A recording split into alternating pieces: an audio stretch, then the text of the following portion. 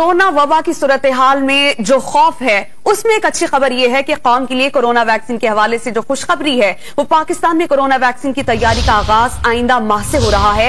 NIH में corona vaccine तैयारी के इंतजामात मुकम्मल कर लिए गए हैं। इस अहम और अच्छी खबर की तफसील हम लेंगे डॉन न्यूज की नुमाइंदा वजीहा खानैन से। वजीहा बताएगा बाकायदा तौर पर कोरोना वैक्सीन की तैयारी कब से शुरू होगी। हम कोशिश करते हैं डॉन न्यूज की नुमाइंदा वजीहा खानैन से राब्ता बहाल करें और इस खबर की तफसील उनसे जानें।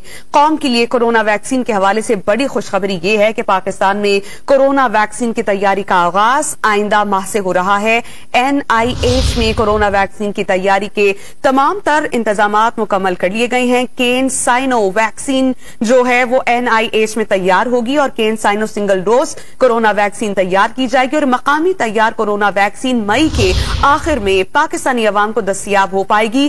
पाकिस्तान वैक्सीन चीनी कंपनी के ताउन से तैयार करेगा। वैक्सीन की तैयारी के लिए खाम माल चीनी कंपनी फराहम करेगी। इस पर हम बात करते हैं डॉन न्यूज की नुमाइंदा वजीहा खानैन से। वजीहा बताइएगा, जितना खौफ है कोरोना की तीसरी लहर का, उसमें एक अच्छी खुश आइंद खबर है। कब से तैयारी होगी और अवाम को कब मुयस्सर होगी ये वैक्सीन? जी बिल्कुल, इससे पहले पाकिस्तान चीन से वैक्सीन जो है मंगवा रहा था, लेकिन अब पाकिस्तान खुद से जो है वो वैक्सीन की तैयारी जो है वो करेगा, जिसमें उसकी मामला चीन से जो है मामला जो है वो ली जाएगी। और NIH में कोरोना वैक्सीन की तैयारी के तमाम इंतजाम जो है मुकम्मल कर लिए गए। केन-साइनो की इजाद करदा कोरोना वैक्सीन अब NIH में जो है वो तैयार की जाएगी। इसके साथ साथ ये मकामी तैयार जो सिंगल डोज वैक्सीन जो है वो तैयार की जाएगी और चीनी कंपनी के ताउन से तैयार किया जाएगा।